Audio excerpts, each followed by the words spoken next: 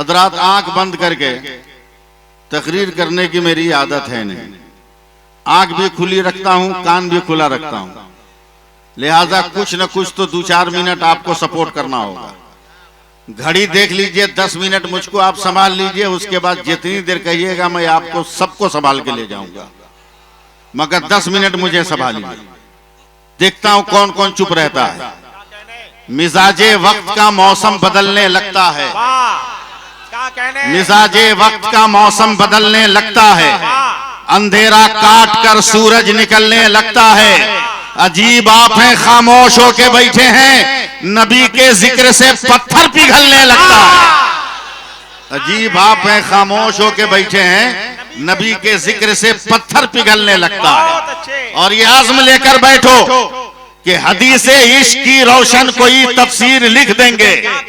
बोलिएगा, माइक लेके नीचे भी आ सकते हैं। हदीसे इश्क की रोशन कोई तफसीर लिख देंगे। नहीं बोलिएगा, दूसरा मिसरा नहीं पढ़ूंगा। हदीसे इश्क की रोशन कोई तफसीर लिख देंगे, जबीने कुफ्र पर हम नारे तकबीर लिख देंगे, और हमारे जिस्म में हरदम हुसैनी खून रक्सा है, जहां पे करबला देखेंगे हम शब्बीर लिख देंगे, जहां पे करबला देखेंगे हम शब्बीर लिख देंगे। बोलिए ना।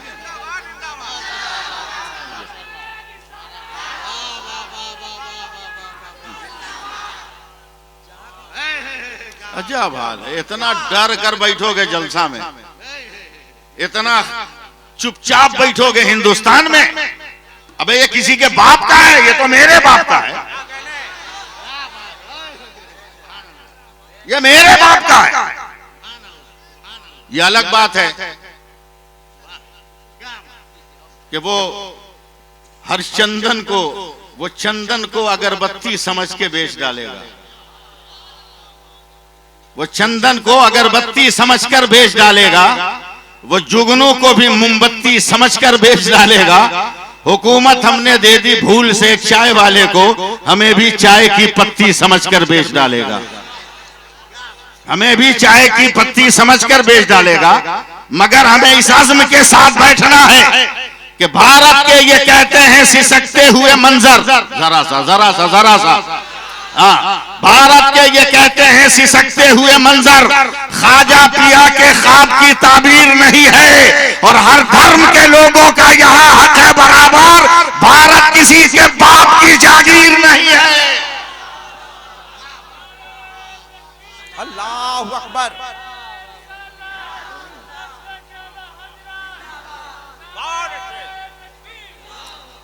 बस थोड़ा सा हौसला दें।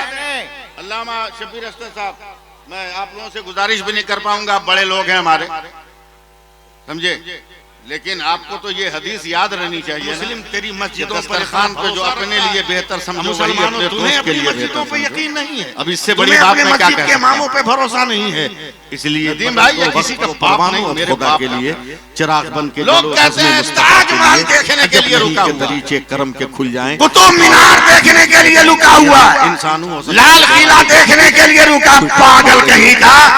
अबे जहां दिल लगा लेते हैं ताजमहल बन जाता है, जहां वजू कर लेते हैं कुतुब मीनार बन जाता है, और जहां बैठ जाते हैं वहां लाल किला बन जाता है। अस्सलामु अलैकुम वरहमतुल्लाहि वबरकातुहू। हम इसलिए नहीं है, हम इसलिए हैं कि अल्लाह का सबसे पहला नबी अगर कहीं आया, न मक्का न मदीना में, हिंदुस्तान में आया।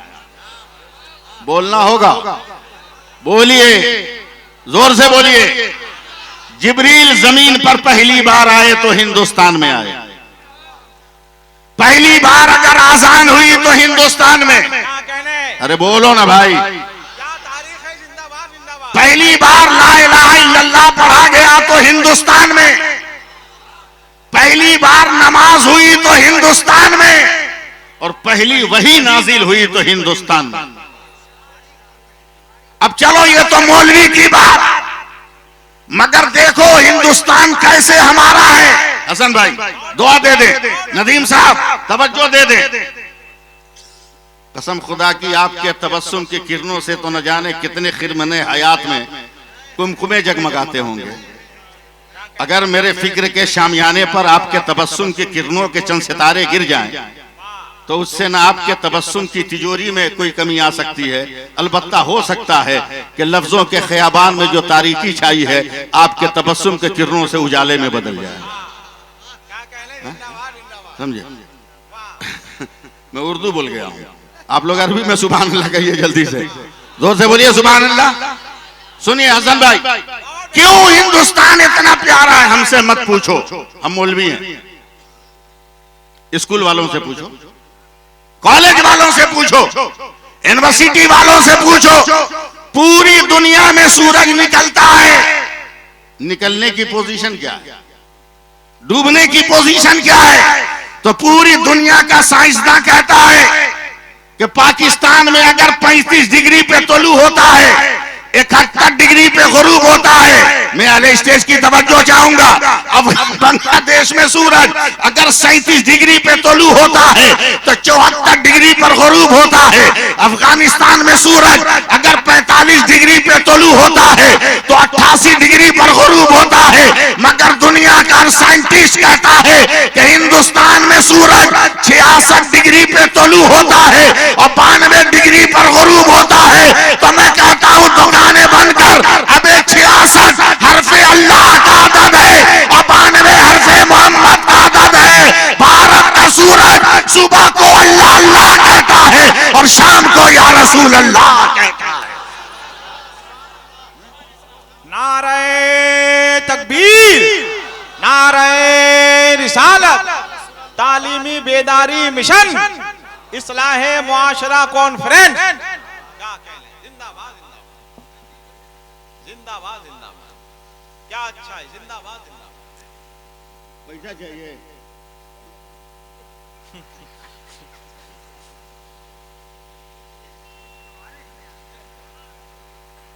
बोलिए सुभान अल्लाह, बोलिए। हाँ बोलिए। मैं जानता हूं कि आप लोग मांगने वाले ज्यादा हैं, देने वाले कम। आप जैसा भिखमंगा तो खोजने से नहीं मिलेगा।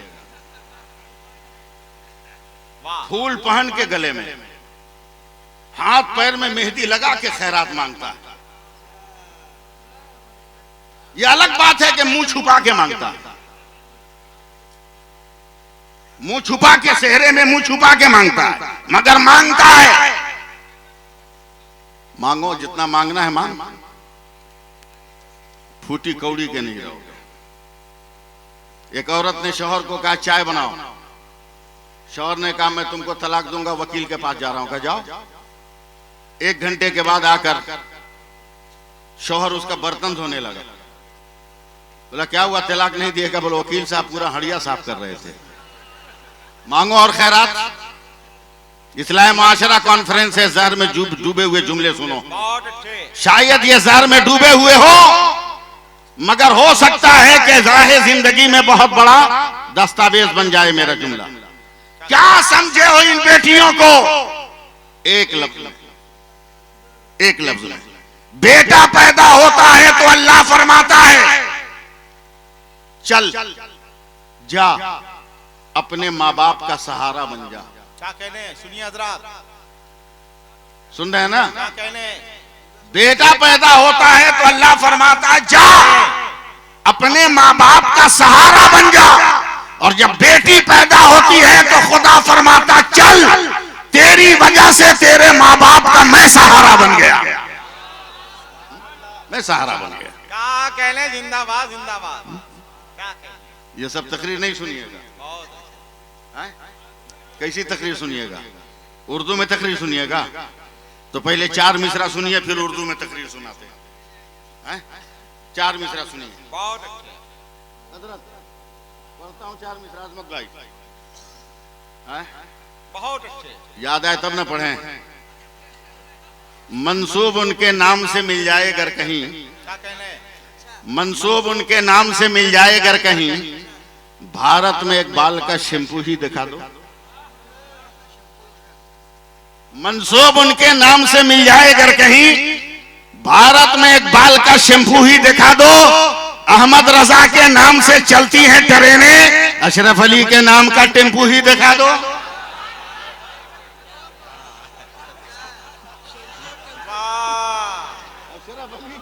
कहा टेम्पू ही दिखा दो, मगर इस आज़म के साथ बैठना है, इस यकीन के साथ बैठना है कि बरेली आने और जाने में देर मत करना, रजा का झंडा उठाने में देर मत करना, और जहां भी दुश्मन ताजुश शरिया मिल जाए तमाचा उसको लगाने में देर मत करना।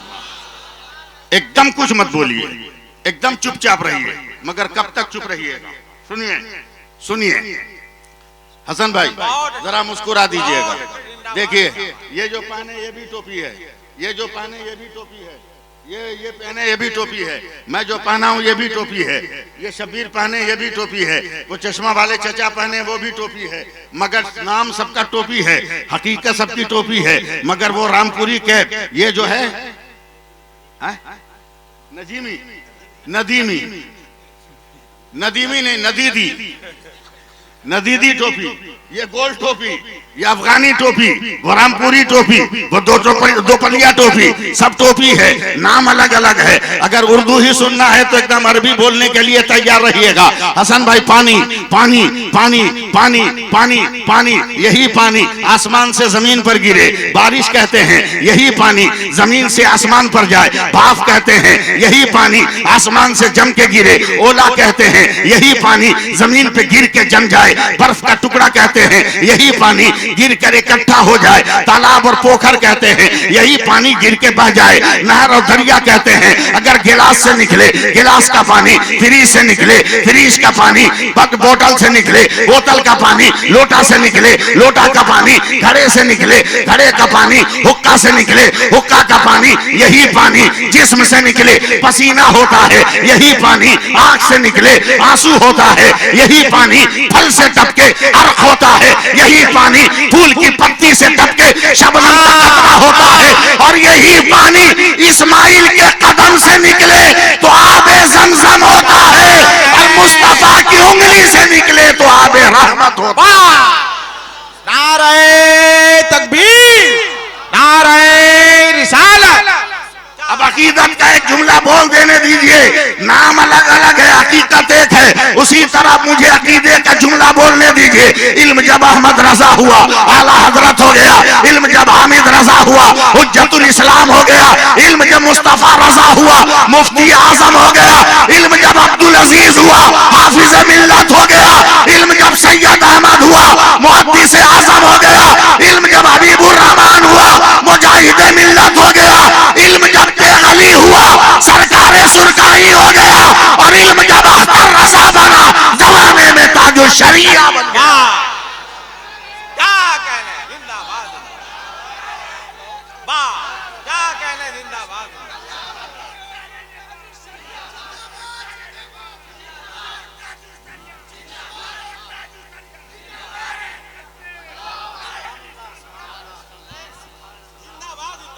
क्या कहने जिंदाबाद जिंदाबाद।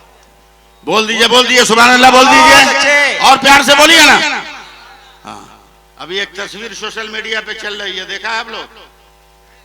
नौशा के भाई का फोटो देखा, बुलेट मांग रहा था, बुलेट, समझे? गांव के लोगों ने पूरा बुलेट चला दिया, आधा बाल छील के जूता पहना के भेज दिया। इतना बड़ा काम है ये ना कुछ कहने के लायक नहीं। हर आदमी को चाहिए कि अगर आपके पास वो फोटो आया है तो 1000 आदमी के पास भेजिए।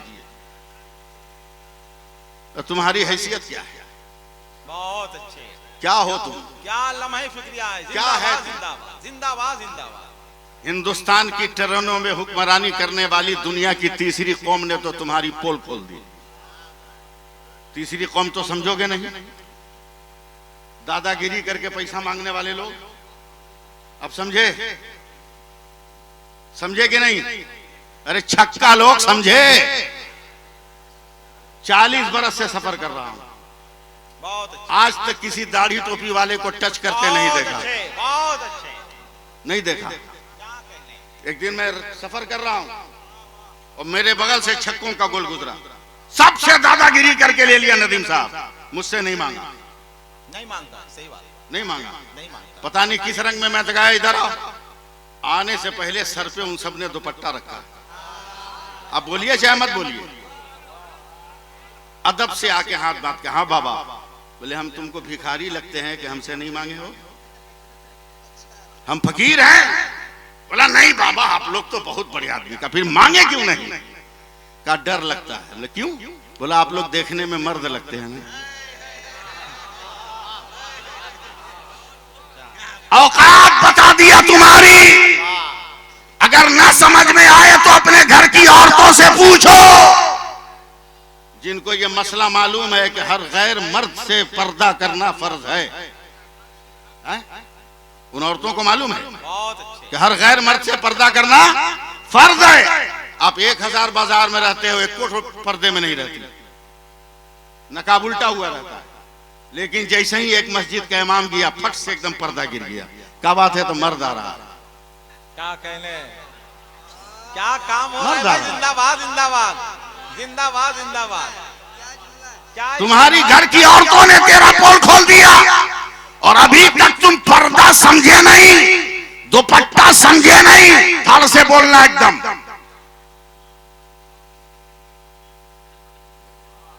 क्या है? जोर से बोलो। मास्क है। कसम खुदा की, जिस दिन इसको समझ जाओगे ना, उस दिन तेरे घर में इनकलाब आ जाएगा। इनकलाब आ जाएगा। उलमा जरा दुआ दे दे। काम हो रहा है भाई। पूरी मेडिकल साइंस का इत्तेफाक है हसन भाई कि 4 इंच का कपड़ा अगर अपने नाक मुंह पे बांध लो तो दुनिया की कोई बीमारी नहीं लग सकती। अब जरा फैसला कर कि 4 इंच का कपड़ा जब इतना पावर रख रहा है तो हमारी बेटियों का निकाब कितना पावर रख रहा होगा और कितनी बुराइयों से बचाने के लिए। कहने जिंदाबाद जिंदाबाद जिंदाबाद जिंदाबाद जिंदाबाद जिंदाबाद। बहुत अच्छे।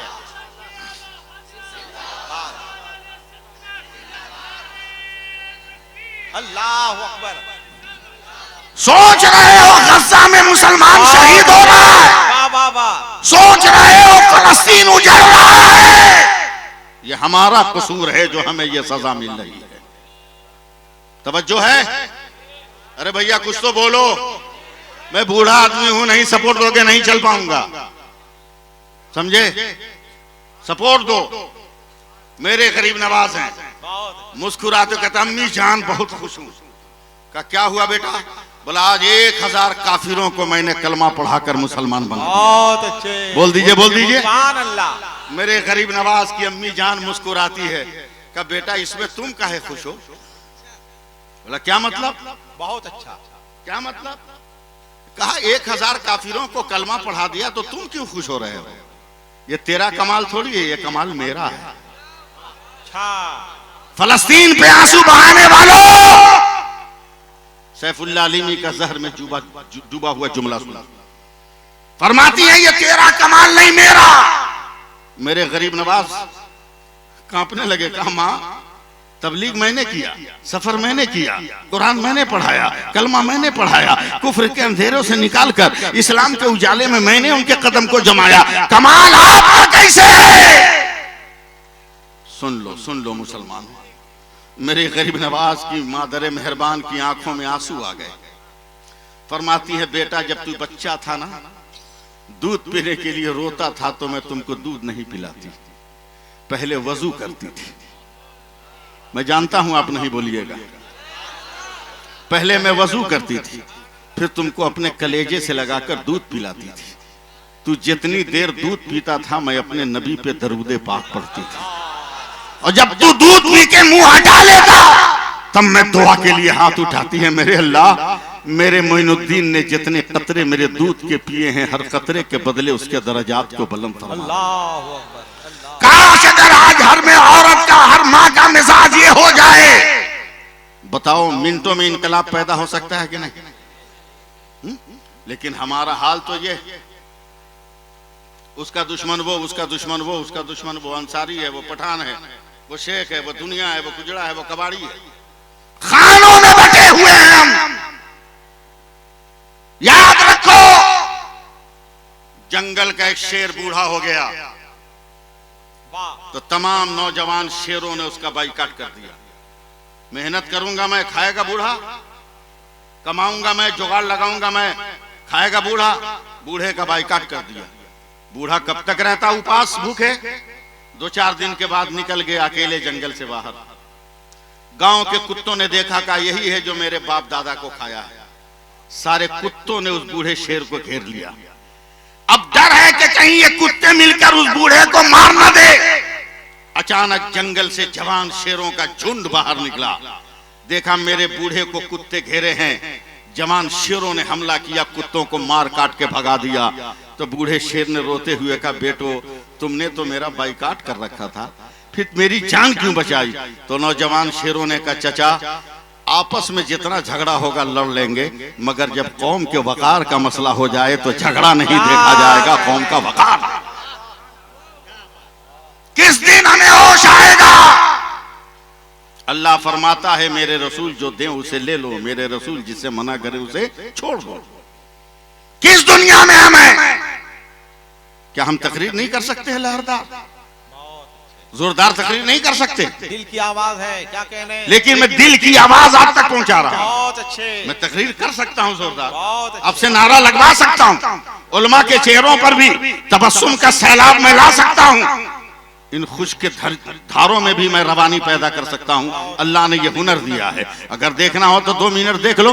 कायनात अर्ज़ी व सवाबी में परवरदिगार आलम ने न जाने कितने मखलूकात को पैदा किया, मगर उलमाए मुहक्किकीन कहते हैं कि कमो बेश 18,000 मखलूकात को रब्बे कायनात ने वजूद और जिंदगी अता फरमाया है। हर मखलूक की पैदाइश के बाद रब्बे कायनात अब हर वजूद को एक हुक्म भी देता रहा है। अब मैं कुछ बोलूंगा नहीं, बोलना आपका काम है और सहारा देना अहले स्टेज का काम है। परवरदिगार आलम ने आसमान को पैदा किया, का बुलंद होके बता तू कौन है। अल्लाह ने सूरज को पैदा किया, का चमक के बता तू कौन है। हसन भाई अल्लाह ने चांद को पैदा किया, का चांदनी बिखेर के बता तू कौन है। अल्लाह ने तारों को पैदा किया, का झिलमिला के बता तू कौन है। अल्लाह ने कहकशां को पैदा किया, परतबे कदमे मुस्तफा की झलक दिखा के बता तू कौन है। अल्लाह ने हवा को पैदा किया, का लोगों को नरमी दे के बता तू कौन है। अल्लाह ने पानी को पैदा किया, का प्यासों की प्यास बुझा के बता तू कौन है। अल्लाह ने दरख्तों को पैदा किया, फल दे के बता तू कौन है। अल्लाह ने फूलों को पैदा किया, का खुशबू दे के बता तू कौन है। मैंने कहा ना कि बीच में टोकूंगा नहीं,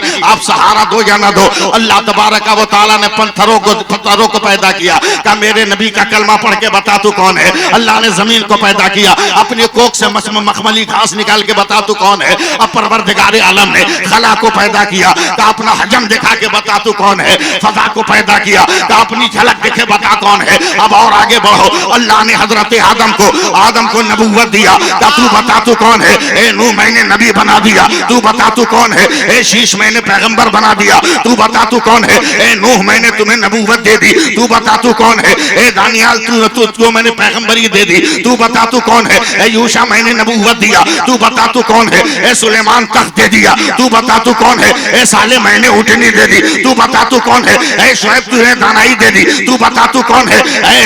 ए लूत तुम्हें हिकमत दे दी, तू बता तू कौन है। ए यूसुफ हुस्न तमकनत दे दिया, तू बता तू कौन है। ए याकूब गिरियाजारी दिया, तू बता तू कौन है। ए दाऊद लहन दिया, तू बता तू कौन है। ए इब्राहिम खुल्लत दिया, तू बता तू कौन है। ए इस्माइल इसार दिया, तू बता तू कौन है। ए जकरिया शहादत दिया, तू बता तू कौन है। ए यहिया शहादत दिया, तू बता तू कौन है। ए मूसा जलाल दिया, तू बता तू कौन है। ए ईसा जमाल दिया, तू बता तू कौन है। अल्लामा हसन साहब अब तक यही होता आया।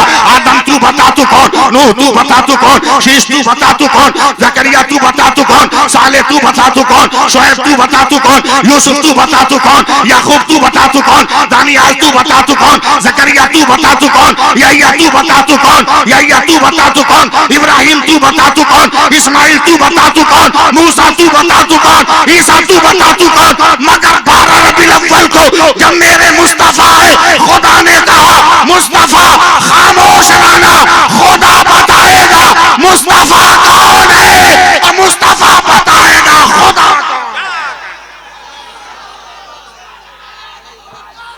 वाह वाह वाह वाह, जिंदाबाद।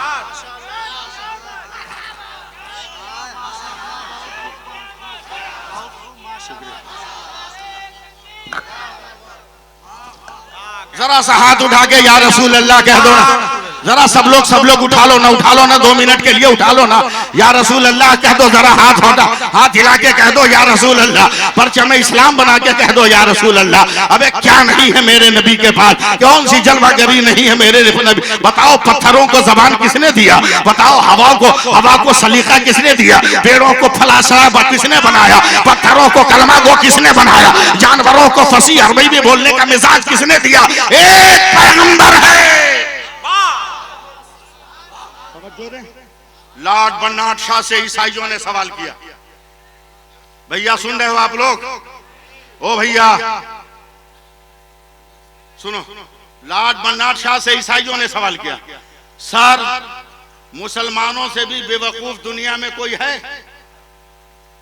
का क्या मतलब? बोला अक्ल का तकाजा है कि उजाले में जीने वाला उजाले में रहे। बोला एकदम सच। बोला मुसलमान कितना बेवकूफ है, ये जिंदा रहता है तो उजालों में, मरता है तो अंधेरे में चला जाता है। इससे भी घटिया कोई है?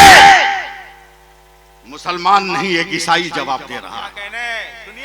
लॉर्ड बर्नार्ड शॉ ने कहा, बेटो ये बताओ कि जब तक मुसलमानों का पैगंबर नहीं आया था दुनिया का क्या हाल था? बोला तारीकी ही तारीकी, अंधेरा ही अंधेरा। सुनो समझो मेरी बात को, कितना अंधेरा। बोला बाप बेटी को नहीं पहचानता था, ज़बह कर देता था। बेटा मां को नहीं पहचानता था, बेवा होने के बाद उसी से बियाह रचा लेता था। रिश्ते तारीकी में गुम हो गए थे। फिर क्या हुआ? कि मुसलमानों का पैगंबर जब आया तो उसने इतना उजाला फैलाया कि बेटी को बाप ने पहचान लिया, मां को बेटे ने पहचान लिया, शौहर को बीवी ने पहचान लिया, बीवी को शौहर ने पहचान लिया। कुछ बोलिएगा? आपका भी इलाज है हमारे पास, मगर पहले अपना इलाज कर ले। बोला एकदम उजाला। बोला कहां तक फैलाया मुसलमानों के नबी ने? सुनिए बात सुनिए। कहा सर दुनिया का एक कोना का एक जर्रा भी बाकी नहीं है जहां नूरे मोहम्मदी की जलवागरी ना हो। ये मुसलमान नहीं ईसाई कह रहा है। लॉर्ड बर्नार्ड शॉ गुस्से में पसीना पसीना। का ये बताओ वो नबी जमीन पर कितने दिनों तक रहा? सर सिर्फ 63 साल। का कोई कोना अंधेरा है? बोला नहीं। अब लॉर्ड बर्नार्ड शॉ ने चीख कर कहा जालिमो अक्ल के अंधो तुम हो, मुसलमान तो चालाक कौम है। बोला कैसे? कहा जिसके पैगंबर ने 63 बरस में जमीन के ऊपर सब रोशन कर दिया, वही हमेशा के लिए अंदर गया है, भीतर भीतर कहां रोशन किया होगा। मगर ये तो हमें यकीन नहीं। हम मांगेंगे नेताओं से जो खुद झूठ बोलते हैं, धोखा देते हैं। हम लीडरों के हाथ फैलाएंगे, लीडर के चमचों के हाथ फैलाएंगे। क्या है? कसम खुदा की अगर एक आलिम की इज्जत भी तुम्हारे पास होती ना तो मैं गारंटी दे देता कि तू जन्नत में जाएगा। एक आलिम की भी इज्जत होती तो। हजरत इमाम मोहम्मद ख्वाब देख रहे हैं कि मेरे मोहल्ले के एक आदमी जन्नत में घूम रहा है। पहचान गए थे इतना नेक अमल नहीं है कि जन्नत में जाए। जन्नत में देखते देखते इनकी आंख खुल गई। बोला अभी तो ये आदमी मरा भी नहीं है, जिंदा है। फजर की नमाज पढ़ के उसको तलाश कर रहे हैं। बोला मैंने ख्वाब देखा है कि तू जन्नत में है, कौन सा अमल किया? तो वो आदमी रोने लगा। बोला हुजूर कोई अमल नहीं किया। बोला जोर दे ज़हन पर। का एक हफ्ता पहले नमाज के लिए दरियाए दजला के किनारे में वजू कर रहा था। मेरे दाहिने से बाएं बाएं जा रहा था पानी। मैं वजू कर रहा था, मेरे बाएं जानिब एक आलिम दीन आके बैठ गए तो मैं डर गया। मेरे नबी ने फरमाया कि गुनहगार जब वजू करता है तो गुनाह के काले काले धब्बे उसके धोवन के साथ टपकते हैं, और नेकोकार जब वजू करता है तो नूर के कतरे टपकते हैं। मैं डर गया कि मुझ गुनहगार का धोवन उस आलिम को लगेगा। मैं चुपके से उठा और उस आलिम के बाएं जाकर बैठ गया कि मेरा धोवन उसको न लगे, उसका धोवन मुझको लगे। यही तो नेकी की है। इमाम मोहम्मद पकड़ के उसे चूमने लगे कहा बेटा नाम बता दे, वो आलिम कौन है जिसकी तूने इज्जत की है। आलिम की इज्जत ने तुम्हें जन्नती बना दिया। तो उस आदमी ने अब इमाम मोहम्मद को पकड़ लिया और कहता हुजूर वो कोई और नहीं, आप ही थे जिनकी इज्जत मैंने किया था। घूम रहे हो जन्नत कहां मिलेगी, भाग रहे हो जन्नत कहां मिलेगी। आज भी अपने खुदा पर यकीन कर लो, जन्नत से तुम दूर नहीं।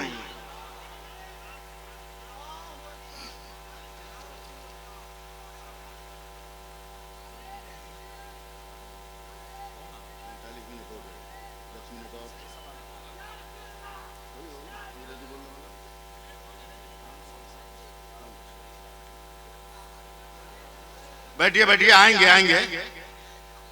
पहले ही सैयद साहब को क्या खोजने लगता, वे पहले अंसारी लोग को खोजना। हाँ, पहले अंसारी लोग को खोज। बद्र में हम नजर आए, वहूद में हम नजर आए, नबी हिजरत करके मदीना में आए तो अंसारी का घर है।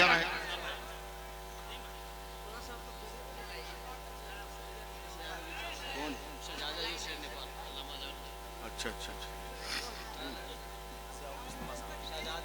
नारे तकबीर, नारे रिसालत, उलमाए अहले सुन्नत, फैजाने हुजूर शेर नेपाल, शहजादाए हुजूर शेर नेपाल, मसलके आला हजरत, नारे तकबीर, नारे रिसालत।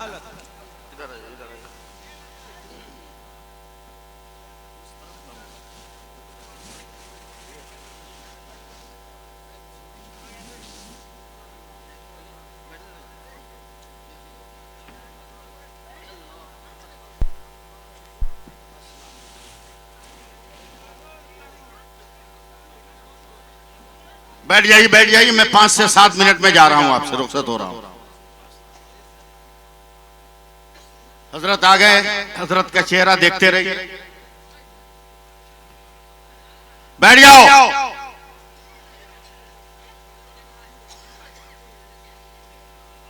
जोर से कहो सुभान अल्लाह। 5 आदमी से हम बोले हैं, जोर से बोलिए सुभान अल्लाह। हम अपने बाल बच्चा को जमा कर देना तो आपसे तेज आवाज में बोलेगा सुभान अल्लाह। मौलवी का बच्चा है वो।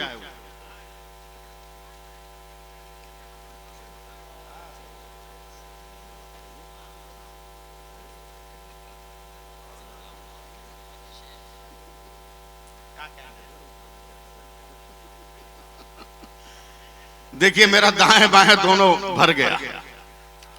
अब वक्त को इस्तेमाल करना ये बेवकूफी की का संग बुनियाद रखने के बराबर है। और मैं नहीं चाहता कि 10 बरस के बाद कोई कहे कि हिमाकत की संग बुनियाद यही रखे थे। मैं नहीं चाहता, बस आखिरी पैगाम पहुंचा रहा हूं। आखिरी पैगाम सुभान अल्लाह कह के सुन लो। उसके बाद नदीम साहब हैं, अल्लामा गुलाम जिलानी अजहरी है, हजरत है, शहजादे शेर नेपाल है, इनको सुनिएगा आप। बस 6 मिनट लगे, मेरी बात सुन लो सिर्फ। आज भी अपने आप को जिंदा करें, अब भी वक्त है। बिरयानी खाओ, बिरयानी खाओ, कभी गौर किए हो? बिरयानी में बहुत सारा मटेरियल डालते हैं लोग, मगर उन मटेरियल में सबसे इंपॉर्टेंट मटेरियल का नाम है तेजपत्ता। सबसे बैठना है, सबसे अहम मसाले का नाम है तेज पत्ता। हालांकि तेज पत्ता किसी किताब में नहीं मिलेगा, तेजपात मिलेगा। हम पत्ता आपको समझाने के लिए बोले। तेज पत्ता सबसे अहम मसाला। बावर्ची न देखे नहीं बनेगी बिरयानी। लेकिन उस तेज पत्ता की हैसियत क्या है, अगर मेरी बात समझ सको आप तब। क्या हैसियत है? बावर्ची डाल के बिरयानी बना लिया, और जब बिरयानी चलने लगी दस्तरखान पर तो लोगों ने तेजपत्ता चाट के साइड कर दिया, साइड कर दिया। भारत के नेताओं ने भी तुम्हें तेजपत्ता समझा है। जब जरूरत पड़ती है तुम्हें शामिल करके अपना खाना बना लेते हैं, और जब खाने की बात आती है तो चाट कर तुम्हें किनारे कर देते हैं। अगर जीना है तो तेजपत्ता बनकर मत जियो, नमक बन जाओ। अगर सत्तू भी खाएगा तो बगैर तेरे वजूद के निगल नहीं पाएगा। और ये कब होगा? जब मुत्तहिद होकर रहोगे, जब मुत्तहिद होकर रहोगे, समझे? मुत्तहिद होकर रहोगे और भिखारी नहीं बनोगे, भिखारी नहीं बनोगे, गरीब बेटियों के बाप से नहीं मांगोगे। मैं बहुत बड़ा तावीज लिखने वाला भी हूं। मैं लोग जानते हैं, जब मैं कहीं प्रोग्राम में नहीं होता, असर से लेकर 11 बजे रात तक दोनों हाथ से चलता रहता है और 2-4 लड़के तावीज मोड़ते रहते हैं, लेकिन पैसा नहीं लेता हूं। इसलिए मैं अपने आप को मुआवजे से नहीं लिखता हूं। हाँ, पैसा नहीं लेता हूं, समझे? पैसा नहीं लेता हूं। एक मेरे मोहल्ले का नौजवान आया, कहा हुजूर एक तावीज दीजिए। मैंने कहा हुआ, बोला 3 महीना हो गया चैन से सो नहीं पा रहे हैं, रात को चिक चिक के उठ जा रहा। उसको देखा, 3 महीना देखा। हमने कहा बेजा किसी भी पीर साहब से तावीज लिखा ले, तुमको नींद नहीं आने वाली। बोला काहे? हमने काहे को मुंह खुलवा रहा है बेजा, भाग नहीं आती। बोला नहीं बोलना होगा। हमने कहा नेचर के खिलाफ सो रहा है तो नींद आए कैसे? बोला नहीं समझे हम। बोला शादी की पहली रात तक तो तू बोरा बिछा के बचपन से सोया है, अब गरीब बेटी के बाप।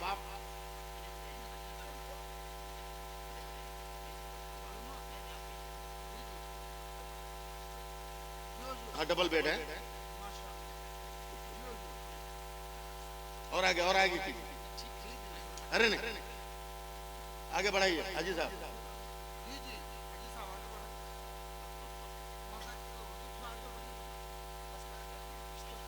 ये ठीक, वो इतना फिर लेते हैं। चलिए सुभान अल्लाह कहिए। हमने कहा शादी की पहली रात तक तो तू बोरा बिछा के सोया है, अब गरीब बेटी के बाप ने तुमको पलंग और मोटा गद्दा दे दिया तो नेचर के खिलाफ नींद कैसे आएगी? अगर शादी के बाद भी चैन से सोना है तो साल भर पहले अपनी कमाई से पलंग और गद्दा खरीद, देख तुमको नींद आती है कि नहीं आती। बस आखिरी बात अर्ज कर रहा हूं, अगर आप तक पहुंच गया मैं तब। मेरे नबी इरशाद फरमाते हैं कि मैदान क़यामत में एक बंदे का अमल वजन होगा। सुनते भी रहिए, देखते भी रहिए, बड़े खूबसूरत लोग बैठे हैं, लेकिन इन खूबसूरत लोगों में मैं ही नजर आ रहा हूं, समझे? इसलिए कि चांद के दरमियान, समझे, काला धब्बा सबको नजर आ जाता है, समझे? इसलिए इल्म के इन चांदों के बीच में मैं जो काला धब्बा हूं, मैं सबको नजर आ जाऊंगा। वैसे इस वक्त भी मैं बहुत खूबसूरत हूं, बहुत क्या सबसे ज्यादा खूबसूरत हूं, इसमें कोई शक है, ये नहीं है। इसलिए कि मेरा अपना अकीदा अल्लामा ज़री साहब कि 5 वक्त की अजान देकर जब बिलाल खूबसूरत लग सकते हैं तो नबी का जिक्र करके मैं क्यों नहीं खूबसूरत लगूंगा? अगर कहिए तो मैं आखिरी पैगाम पहुंचाऊं, वरना चला जाऊं इन्ना लिल्लाह पढ़ के। आखिरी पैगाम पहुंचा दूं ना 5 मिनट में।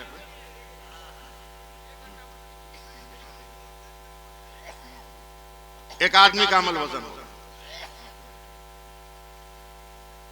99 नेकी 1 गुना। बंदा भी खुश, फरिश्ते भी खुश। फरिश्ते कहेंगे मौला तेरे बंदे के पास 99 नेकियां, अल्लाह फरमाएगा इसे जहन्नम में डाल दो, इतनी बड़ी उम्र दी और 100 नेकी नहीं किया, डाल दो जहन्नम में। फरिश्ते पकड़ेंगे तो वो कहेगा रुक, खुदा मेरा है, मैं खुदा का हूं, मेरा खुदा अरहमुर राहिमीन है। सुभान अल्लाह। देखने में लगे रहिए। ऐ मौला मैं बंदा हूं, खताकार हूं, तू अल्लाह है, अता करने वाला है, तू फजल फरमा दे। का फरिश्तों मेरा बंदा मुझसे रहम की खैरात मांग रहा है, इसे ले जाओ क़यामत के मैदान में छोड़ दो, कहो मेरे सारे बंदे मैदान क़यामत में हैं, किसी एक से एक नेकी लेकर 100 कर ले, मैं जन्नत दे दूंगा। अब मैं कुछ बोलूंगा नहीं आपको। पहली नजर मां पे अम्मा, एक नेकी। मां ने तड़प कर कहा बेटा जब तक मेरे इख्तियार में था कलेजे के लहू को दूध की शक्ल देकर तेरी रगे हयात को कुव्वतें अता करती रही, मगर वो मत मांग जो मेरे कशकोले अमल में नहीं। कब्बा एक नेकी का कांटों पे नजर पड़ती थी तो अपना पांव रखता था, तुझे कांधे पर उठाकर मंजिल तय करता था। मगर वो मत मांग जो मेरे नाम अमल में नहीं है। बीवी से कहा बेगम, बोला चल भाग, अपनी खटिया खुद खड़ी है, तेरी मदद कहां से करे। चल रहा है क़यामत के मैदान में।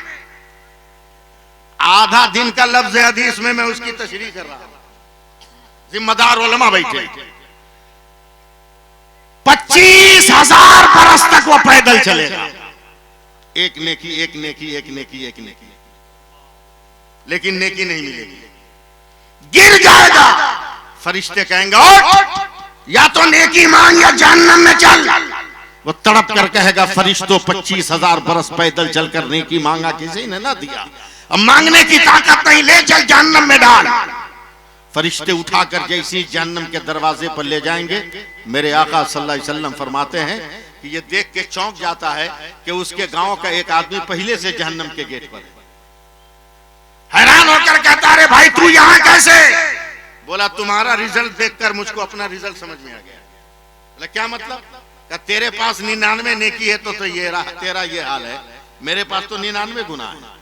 हम एकदम ओरिजिनल जगह पे खड़े हैं, गेट खुलेगा चले जाएंगे, झंझट झमेला में कौन पढ़ने जाए।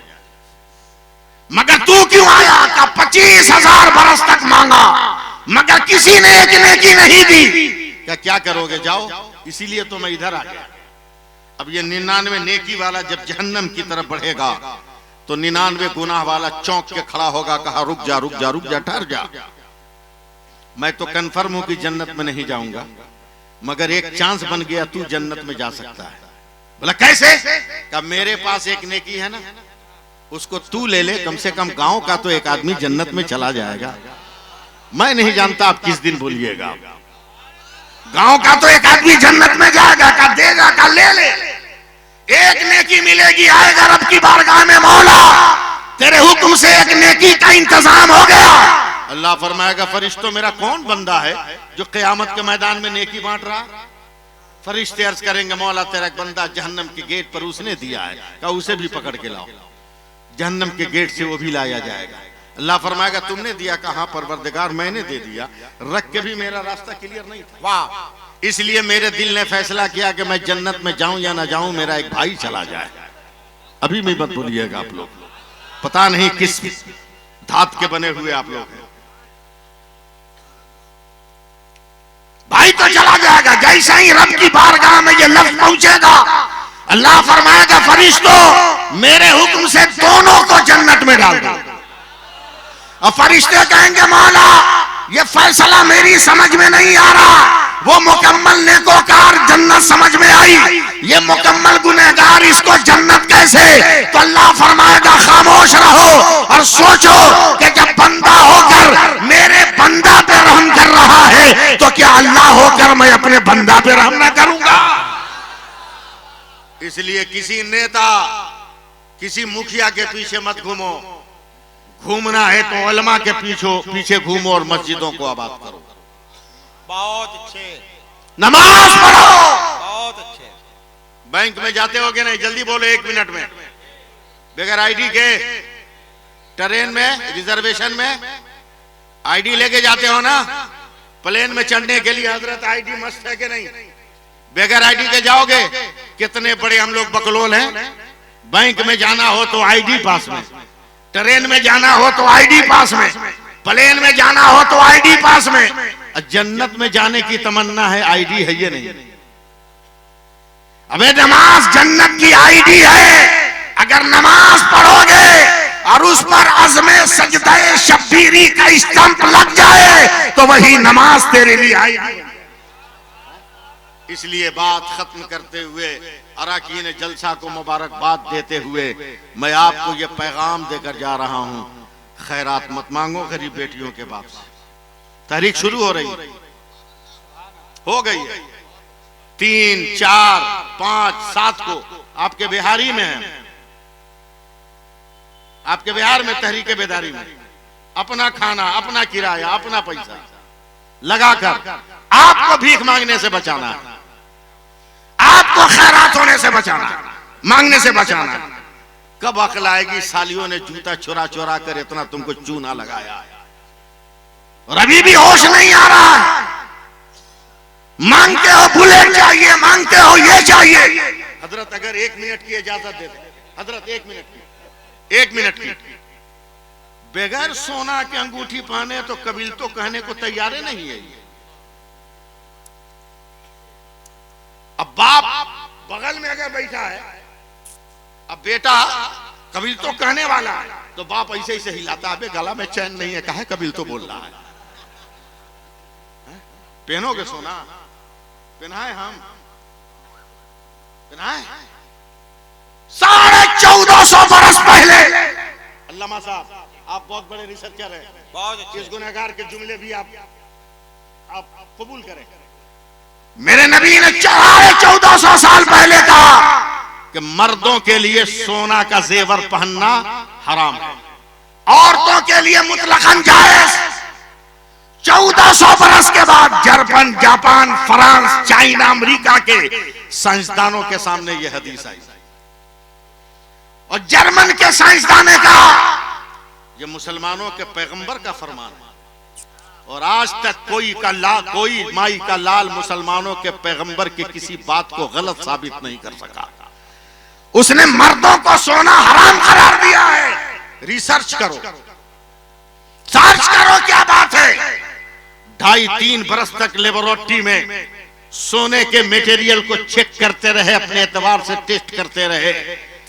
2.5 साल के बाद सारे साइंसदान चीख उठे और पुकारे सलाम है आमना के लाल, बोलना बोलना बोलना भाई, सलाम है फातिमा के बाबा, सलाम है हसनैन के नाना। का क्या हुआ? बोला कितना बड़ा मुदब्बिर और साइंटिस्ट था मुसलमानों का पैगंबर। का क्या हुआ? कहा सोना का जेवर पहनने से, वो जेवर जब हिलता है तो उसकी रगड़ से जिस्म में ऐसे जरासीम पैदा होते हैं जो इंसान के लिए मौत के बाइस है। लेकिन पहनने वाले के बदन से अगर महीने में 2-3 दिन खून निकल जाए तो वो जरासीम खुद बाहर हो जाता है। अब जरा हम अपने नबी की शान तबलीग पर कुर्बान जाओ। मर्दों को हराम करार दिया, औरतों को जायज करार दिया। महीने में फितरतन उन्हें खून निकल जाता है, मर्दों को नहीं निकलता। कहीं मेरी उम्मत के मर्द को नुकसान न हो जाए, मेरे नबी ने बचाया। अब अंगूठी पहनने वालों, हार पहनाने वालों, कैलेंडर चेक करके बताना कि महीने में कितने दिन तुम्हें खून आ रहा है।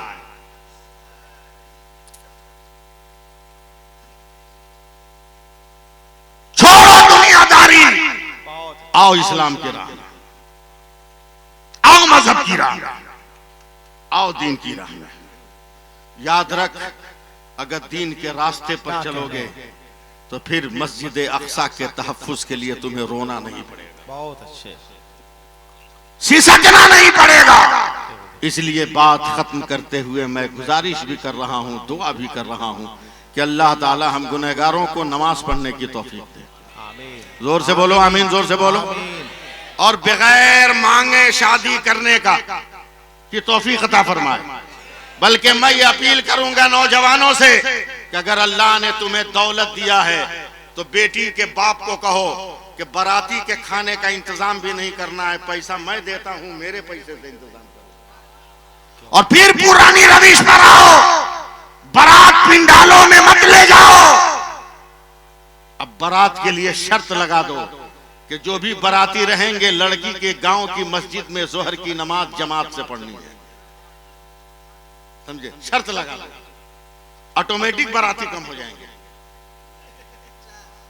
खुद ब खुद बाराती कम हो जाएंगे, समझे? और मस्जिद में जोहर की नमाज के बाद इमाम साहब से निकाह पढ़वाओ, 1 गिलास शरबत, जो भी तबर्रुक तोहफे में मौजूद हो वो दे दो, बांटो, का तुम घरे जाओ। लड़का रुक जाए, बाप भाई भी नहीं, लड़का रुक जाए, शाम को दुल्हन को विदाई करा के ले जाए अपने घर। अगर हम पहले के माहौल में आ गए तो फिर हमारी गोद किसी खालिद के लिए तड़पती नजर नहीं आएगी, हमारी गोद तरसती नजर नहीं आएगी। अल्लाह ताला हम सबको अमल की तौफीक अता फरमाए। इंसान हूं, बहुत देर तक आपका टाइम ले लिया। आपने जो माहौल बनाया था वो तकरीर करने का माहौल नहीं था, समझे?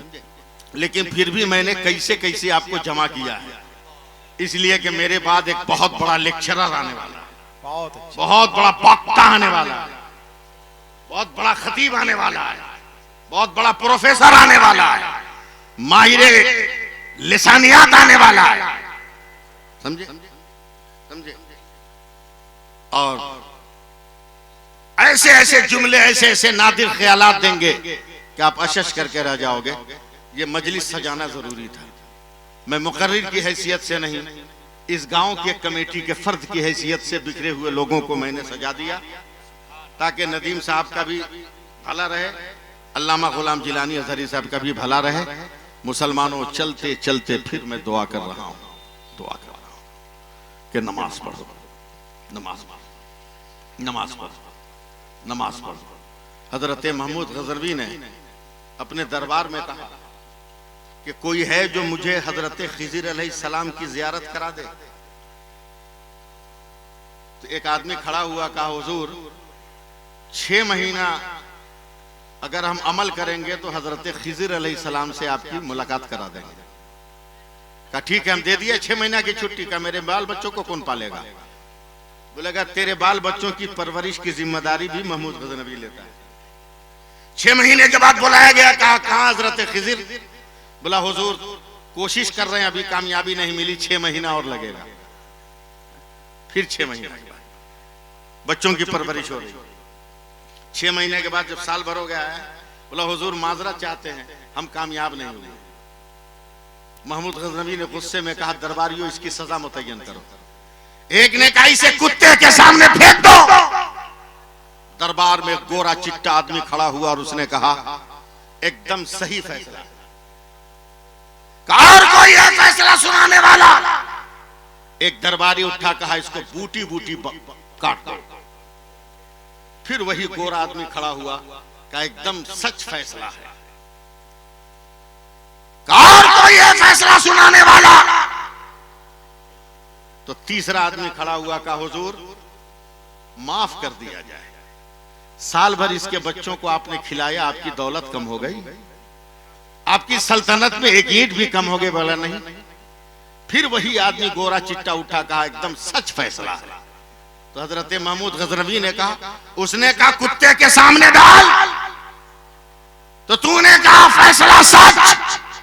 उसने कहा बूटियां बना दे, तूने कहा सच। उसने कहा माफ कर दे, तो तूने कहा सच। आखिर इसमें है क्या? कहा हुजूर माफ कीजिएगा, जिन लोगों ने जो भी फैसला सुनाया है उसमें उनका खून शामिल है। बोला क्या मतलब? बोला पहले जिसने कहा कि कुत्तों के सामने डाल दीजिए, उसका बाप एक राजा के कुत्तों को खाना खिलाता था। इसलिए फितरत में यह शामिल है कि जिसने कहा बूटियां बना दो, उसका बाप कसाई का काम करता है, गोश्त बनाता था। का तीसरे ने कहा माफ कर दो, यह आपका गुलाम अयाज है जो इमाम हुसैन की औलाद है, और नबी की औलाद का काम है माफ कर देना। इसलिए निस्बत से शय पहचानी जाती है। तुम भी नमाज पढ़ो। 2019 में जब लॉकडाउन नया नया था, भाई पिकअप पर था, 4 आदमी मस्जिद में अलाउ था। गुलाम जलानी साहब आप तो मेरे यहाँ गए हैं, सैकड़ों आदमी की लाइन लगी रहती है मगरिब बाद पानी फुकवाने को, दम करवाने को। एक मारवाड़ी औरत लॉकडाउन हाई पावर पिकअप में पानी की बोतल लेके खड़ी है, और मैं कायदे में तशव्वुद में बैठा हूँ। जैसे ही सलाम फेरा, देखा मेरी मस्जिद का एक नमाजी जा रहा है उसको पानी फूकने, मास्क नहीं लगाया है, एकदम पिकअप पे कोरोना है, समझे, मास्क नहीं लगाया। जैसे बोतल की तरफ मुंह बढ़ाया, मैंने पीछे से कॉलर पकड़ के खींच लिया। फूकेगा, मास्क नहीं पहना, अगर कुछ हो गया तो पूरी मस्जिद बदनाम होगी। मारवाड़ी औरत ने बोतल हटाकर कहा बाबा खामोश रहिए, वो और किसी का घर है जिससे निकलने वाला बीमारी बांटता है, या अल्लाह का घर है, इससे निकलने वाला शिफा बांटता है।